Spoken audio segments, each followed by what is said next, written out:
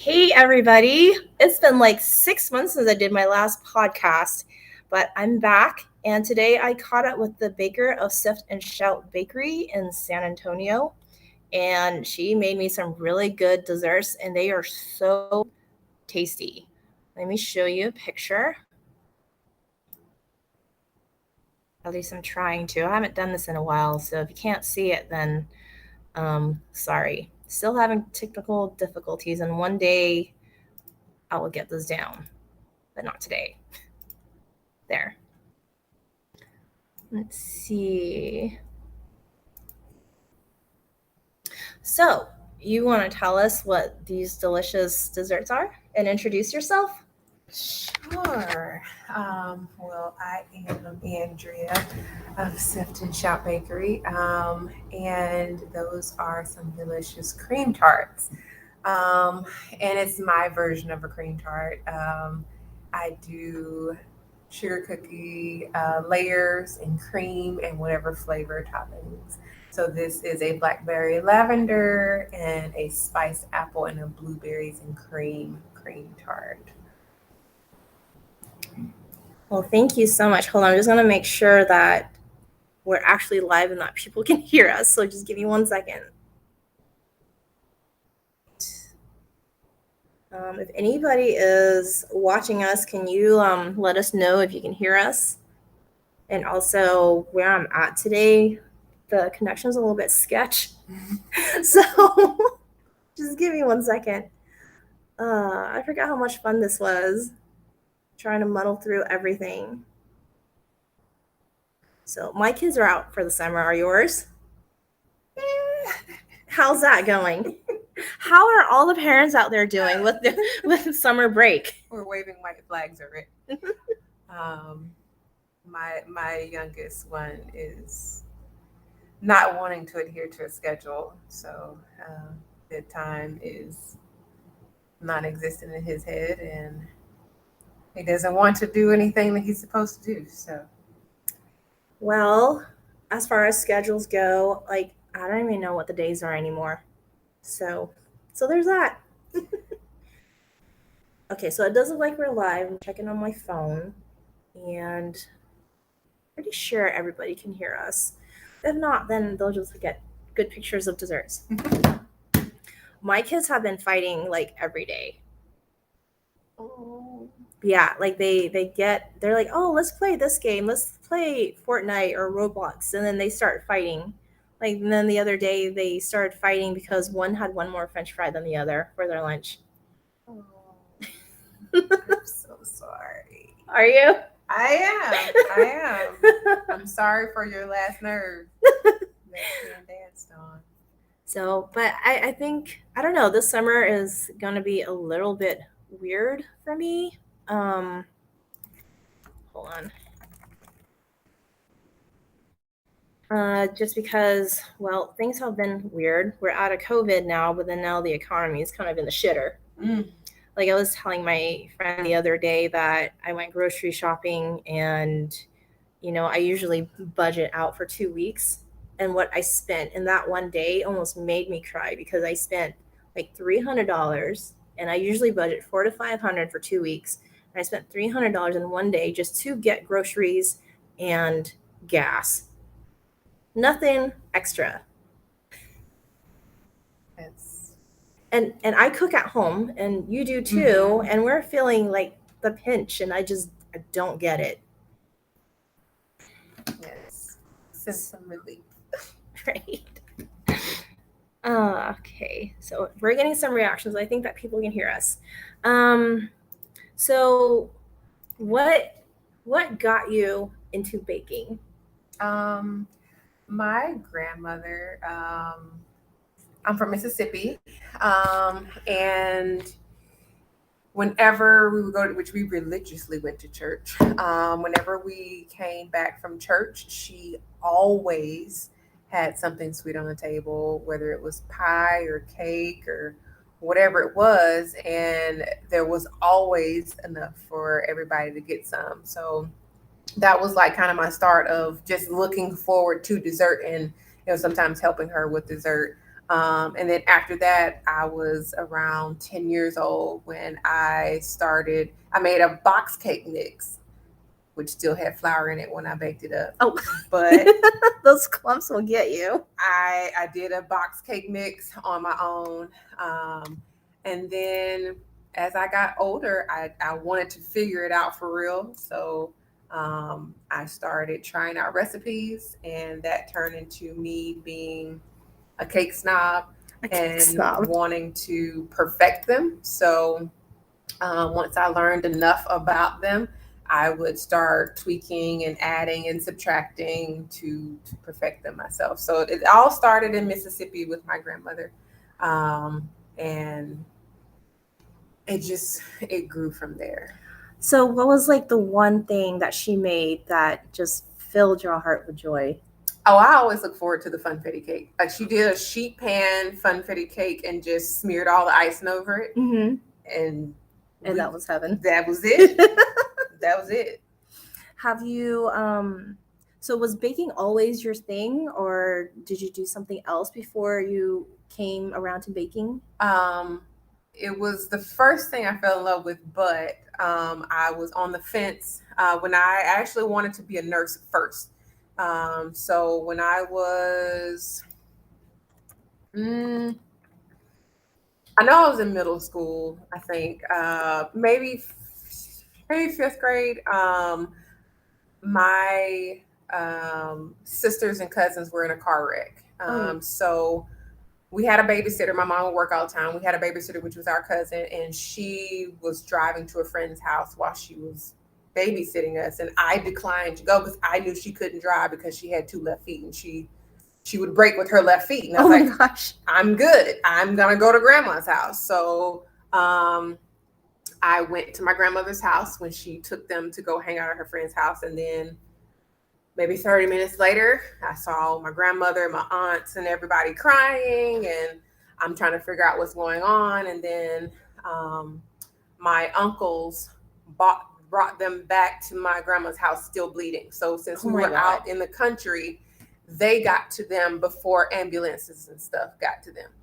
So they brought them bloody, setting them on the couch, and nobody knew what to do. And that was I never want to be in a position where I don't know what to do again. Mm-hmm. So that was my first fixated thought on becoming a nurse.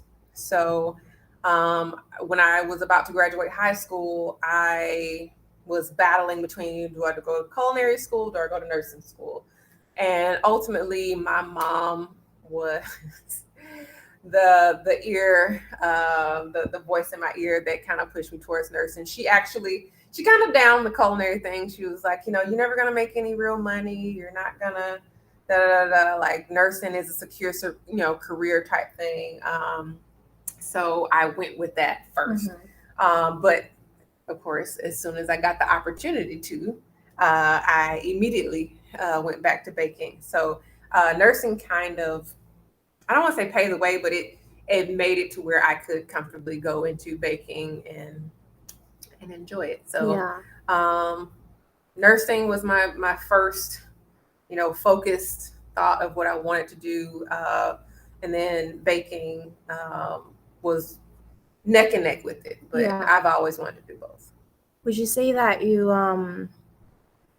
baking is more of your passion? Yes. Even though you love to do nursing as well? Yes. Yes. I would say just like I love nursing, I have a passion for baking. Yeah. Yeah. I'm the same way. Like, I started out like wanting to make clothes, and I sold, design and made, actually designed and made. Must be the alcohol getting to me. Prom dresses in high school. And I was ready to go to fashion school, fashion design institute down in San Diego. And I got a small scholarship there. But my dad was like, you need to be sensible. Like, the fashion designers are a dime a dozen, you're never going to make it. And then, so I'm the same way. I got into IT, computer science, and I work in the IT field. And even though I love my job, like, I don't know, designing clothes just brings out a certain level of happiness that just can't be met with your 9 to 5. Yes. And, and a lot of people are like, oh, that's just a hobby for you. And it's like, no, like you don't understand how happy I am when I make something and it's exactly what the person wants and it exactly functions the way I have it in my head. And I'm sure you're the same way when you see my face stuffing your baked goods and I'm just like, and I don't share with anybody, even though we just shared with the hotel staff. But yes. So yeah, when it comes out, and that's what I look for when I sit back. I'm usually, even if I have a function at my house, I usually don't eat because I want to see other people's reaction to what I made. So yes, I'm exactly that way, where I want to see people enjoy what I created, and it's definitely a happy place. So what's like one of the most adventurous or like crazy flavor or thing you have made? Well, when I had my storefront bakery in Tennessee, we started to do Freaky Fridays. And so I would either solicit ideas from my customers or from my employees. And I think we did we did gummy bear cupcakes, and then we did Jolly Rancher cupcakes. And we did some cotton candy something once. But I mean, really, whatever. Did you like those? I did. They all turned out good. What did you do with the cotton candy? I think I did some cotton candy. Well, initially I tried to just dissolve cotton candy into the icing, and that was a hot mess. And then I tried cotton candy oil or flavoring or something like that. And then I topped it with like a bunch of cotton candy and did blue and pink icing and whatnot. But it turned out pretty good. That's interesting. That took a few takes on that one, but like I said, for Freaky Friday, like really, I'm not. It was so many flavors we tried, but like literally, I'd be like, "Hey, what do you guys want to do this Friday?" And we would just roll with something. Did any of them like become a regular on your menu after that? The gummy bear was sought after. Yeah. What was the gummy bear one like? Very fruity. Very fruity, but I think I feel like it was a kid and an adult favorite. It tasted good and springy and summery, but like the kids like, "Mommy, that has gummy bears. I want that one." Of course they do. Mine do too. Like we'll go up for ice cream and they'll be like, "Yeah, I want like gummy bear toppings," and we'll get it. And like the only thing they'll eat is the freaking gummy bears, and then throw away the ice cream. And I'm like, why did I just spend $7 for you to throw this away? Exactly. But yeah, actually, the other one I think was, not Fruit Loop. It was some type of cereal, and I kept having people come back in for it. And I think I saw like a tasty video or something where they like soak the cereal in the milk or something. So like, okay, I did something to that effect where I did multiple steps to incorporate the flavor of whatever cereal it was, and the kids, like same kids and parents went nuts over it, and they kept asking for it. But yeah, definitely not my choice of flavors. No, you're very eclectic and you're very broad with your. Like the one time I said, "Hey, you should poach some pears in champagne and make a cupcake." And I did it just for you. I have a bougie taste, and she does. Andrea puts that with me. I'm not sure why sometimes, because I'm just like, "Hey, I have this great idea," and she just looks at me like I'm crazy, which is true, but I roll with it eventually. So tell me about opening a storefront. Like that must have been really exciting for you. I mean, your stuff is like just delicious. It's balanced. It has flavor, and we'll get back to that later about flavors. But I would really like to know more about opening that storefront because I wasn't there for any of it. So it was definitely it was hard. It took a lot of focus and just plain old time. When I got the building or the space that I got, the tenants before me had basically trashed the place, and they were squatting in it. So it was a big cleanup to begin with, and then there was building out the storefront. which I was hoping initially to get something that already was kind of ready to go and just go into and start baking, but that just wasn't the case. And then I think once I started the journey, I was doing farmers markets and things like that. And then I was actually in the PX on post at military, on the military base. And people just kept asking, where's your storefront? Where's your storefront? Where's your storefront? I was like, fine, I'll look for one. I'll look for one. So I felt like I had enough support at that point. I had enough, returning customers who were constantly looking for me and constantly supporting me that I felt like it would be successful. So when I started looking for the storefront, I had no idea how much the real estate part of it was. Just the amount per month that they were asking for most of the places. I was like, that's a lot of cupcakes to sell before I even make rent, you know? So a lot of places I passed up. I actually stopped looking for several months. And then it kind of went in cycles again. People started asking me again, well, where's your storefront? I was like, I will go look again, but I'm not paying $6,000 a month to sell cupcakes. Right. So let me go look again. Yeah. So actually the first place that I wanted to be at, the owner had never returned my call. This time when I called, he returned my call. And he was the sweetest old man ever. His name was Ben. He was slow walking, slow talking, old school. And he just was a man of his word. And, he had a soft spot for me because his mother, who was like, I don't know, 80-something years old, had just retired from baking. So he was actually anxious to see another baker succeed and start their journey. So were the other people bakers before you? No, they were like a vape shop. Oh, okay. Did they leave any supplies for you? No, I'm kidding. They left some bobbleheads and some weird paraphernalia. So, I went with it. And they left a cool sleeping bag. Okay. So, but she had recently retired, and actually I ended up buying some of her equipment at a fraction of the price that it would have cost me, to buy brand new. So I got this industrial size refrigerator that would have cost me thousands of dollars for $500. I got that's a steal. My cold refrigeration display case, same, it would have been thousands of dollars. I spent $500. So they really, helped me out. Some stuff they gave me for free. And even when I opened the store, he would come in before I opened for the day and buy stuff for his daughter, who was in school, and, just to come by and see how I was doing. So that's so sweet of him. Yeah. So he was a really, really, really nice landlord, quote unquote.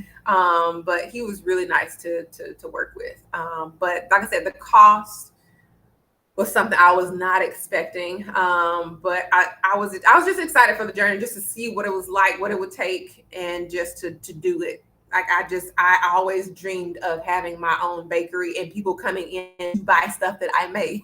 I saw pictures and I was actually jealous. I was not there. I wish you were, because that would have made it so much better. Imagine we have this podcast at your next storefront. Yes. But it was a journey, because at times, it was hard making ends meet once I got to the point where I was like, I'm going to die if I don't hire somebody. And then going through back and forth with myself with who can I trust with my recipes, because I worked really hard on these recipes. And then it was, who can I trust to do it exactly the way I want them to do it? Because if they don't do it right, then my customers are going to be complaining. So to relinquish some of the control was really, really hard. Were you able to actually find people to trust? I was. Oh, what a blessing. I actually had 3 young ladies, Audrey, Christy, and Elena, who were awesome. They all had their separate things they were great at, but they were awesome. And Audrey, she was artistic, so whenever it was like Harry Potter holiday, I'm like, I have no clue when this stuff is. Like, I'm a plain Jane. Like, I don't get into fantasy stuff. So she's like, oh, I can create this. And like, she could draw. So like, she created like photo ops from scratch for kids to come in and stand next to and take pictures in the bakery and stuff like that. So she helped make the bakery fun. She did, balloon arches and things like that for My Little Pony and different things like that, just to make it fun. And Elena, she was spicy, but she was just ready. She was down for whatever. So she did my first delivery. I actually went through wanting to do Uber Eats and stuff like that, and they wanted a large percentage of my profits. I've heard of them doing that. Like they'll just like randomly like list your business, and then they'll do it for quote unquote free, but then you call them and say, hey, like I'm getting a lot of business. Then yeah, they set up a deal with you. I've heard, not had any personal experience, that they do take a large percentage. Yeah, and I think if I were any other food business, if I had, restaurant full plate business or something like that, it would make more sense. But with small item, things, it just didn't make sense to do. So, Elena, she did our first deliveries. Chrissy, she was just my ride or die. She just, with all the cleaning and recipe making, I mean, like I said, each one of them, had their specialty. But I was able to let go, once I felt like I had taught them enough. I was able to let go and let them do that. So that was the second, biggest thing. And I think after that, it was just trying to find balance because, like I told you before, I was waking up 1, 2 o'clock in the morning to make stuff fresh every day. And when you have kids that are in school and a husband and a household to run, and the rest of your life that you have to maintain. It runs you ragged really fast. It really does. It was, I think at the point that I was like, I don't know what to do at this point because I'm having to do so much. I felt like God divinely intervened and was like, oh, you're on military orders. You need to sell this shop. And I was like, okay. And it was bittersweet, but I was like, this was perfect timing. So, and the person so all the equipment and she kind of reimbursed me for my build out for what I was asking. And she took over the lease, but I mean, it was perfect for her because she was looking for a build out because she felt like she couldn't start if she didn't have a ready to go building. And she was I was really glad to give it to her because she was such a beautiful spirit and just kind person. So I left it in great hands and she made it her own, but it came at a great time and to where I was able to just stop and be like, and look back and like, okay, I enjoyed everything I did.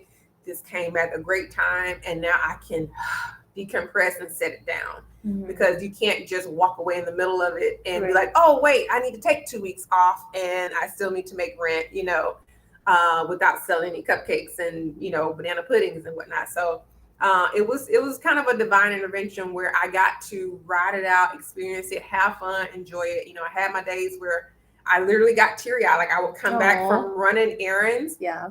And people would be lined up. The bakery is full. And I'm like, you guys are here for my bakery. And I'm like, it was moments like that where I'm like, wow, like people are actually showing up for me in what I've created and spent my time doing. So it was like a really just humbling experience. So like I said, at the perfect time when I had got to experience all of that, it just came to a beautiful close.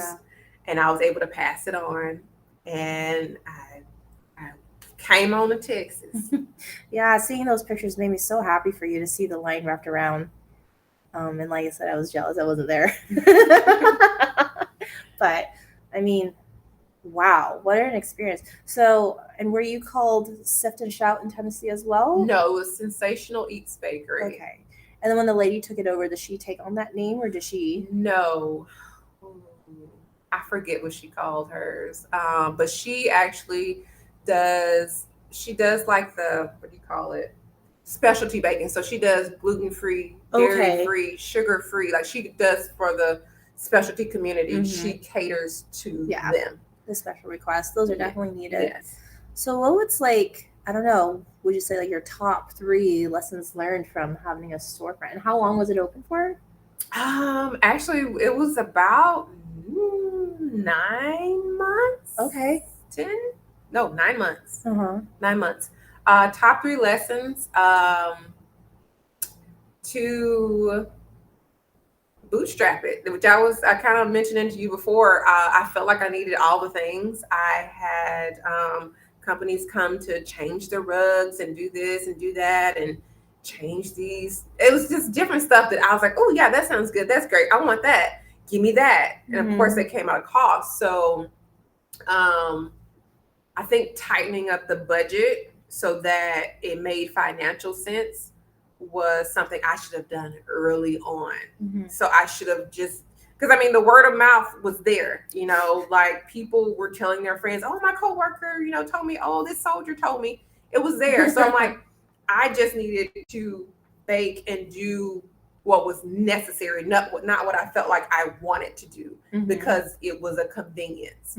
So I think getting into the convenience things and adding more dollars to my bottom line for what I needed to pay each month, wouldn't do it again. And I think a lot of times people delay starting business or doing business because they don't have a perfect website, or they don't have the perfect business card, or they don't have whatever. I'm like, listen, if you do business correctly, your name's going to get out there anyway. But, yes, you'll have to do some work, but some stuff just, you don't have to have it in order to operate, especially not first off. So in my first 9 months, some stuff I feel like I didn't have to focus on that I did or pay for.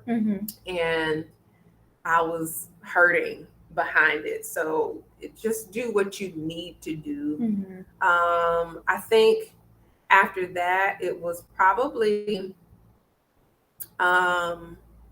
letting go of perfection, because there were times where I felt like I disappointed people that I had hired I was working with, because they did something that was great, that was needed, whatever, but it wasn't what I wanted at that time, and I had disappointment behind it. And they were like, I could see it in their face. It was like, oh man, like nothing that I do for her is enough, or right at the right time, So I think my level of appreciation for people who were trying to do their best at that time, and or I can do a half slash on that one, my leadership, which I was learning, which I told them. I was like, hey, I would have meetings with them every couple of weeks. I'm like, look, I don't know what I'm doing.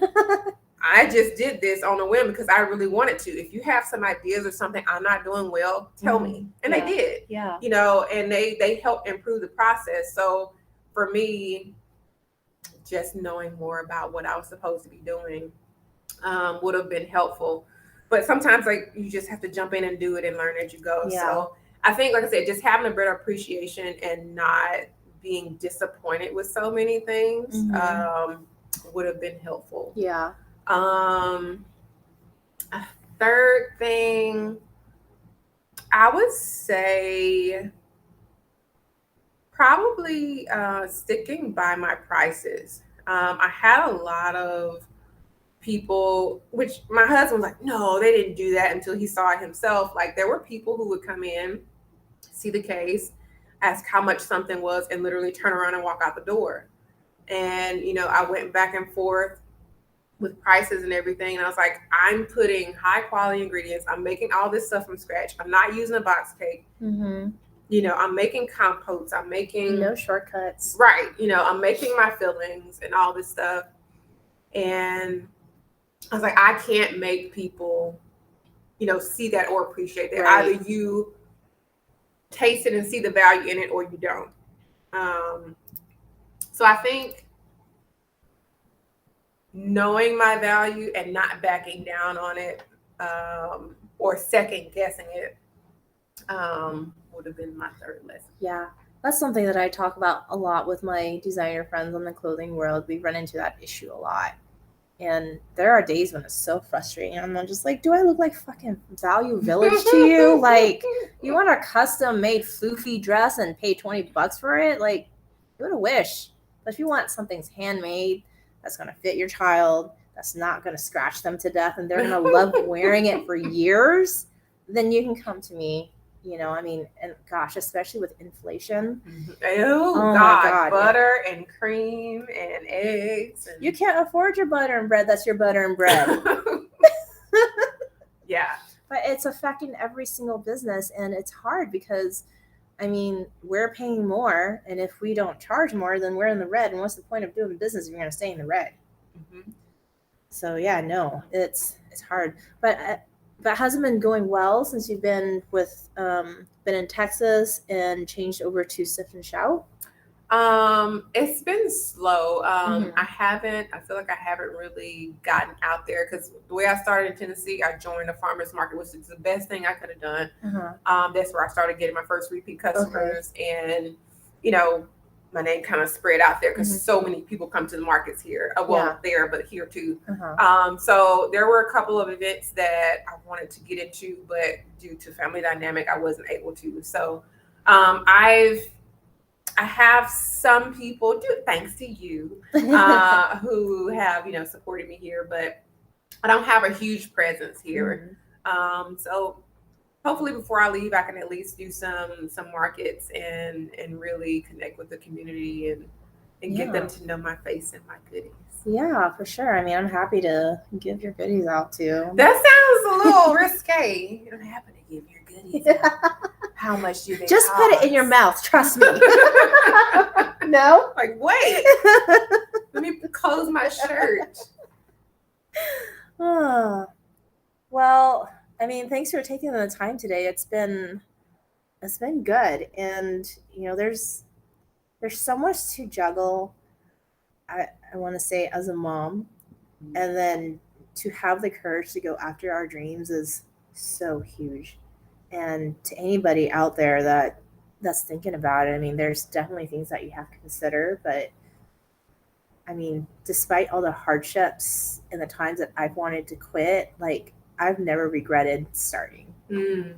Yes. I'm so happy that I was able to do what I did with my business. And I took a break last year. Mental health reasons. Like, a lot of things got under my skin. And I was not in a place where I could happily design. And I just had to take a break and focus on me and finding peace again. And coming back has been a struggle. So, I mean, I'm still getting orders, but not enough to, like, I don't know, put a dent in anything. But yeah, so.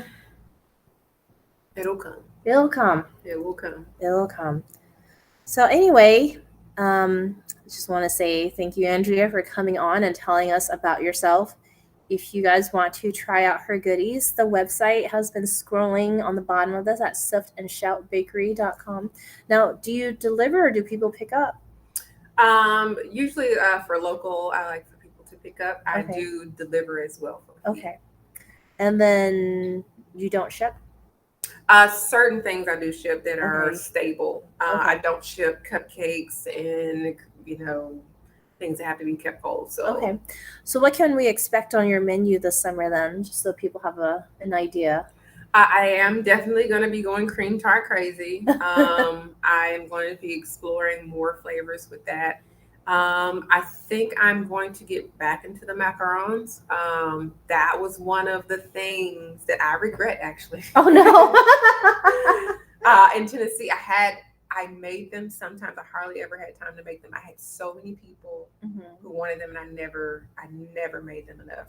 So anyways, I really want to explore more flavors with those, and just a summer fun flavor. So I have the sherbet flavor, any strawberry, of course, during summertime while they're in season. Just any fruity, fun stuff. But I'll be playing around in the kitchen. Okay, sounds fun. Well, thanks for coming on, and I hope you have a successful summer. You too. And thank you, everybody that tuned in, and I'll see you next time. Bye.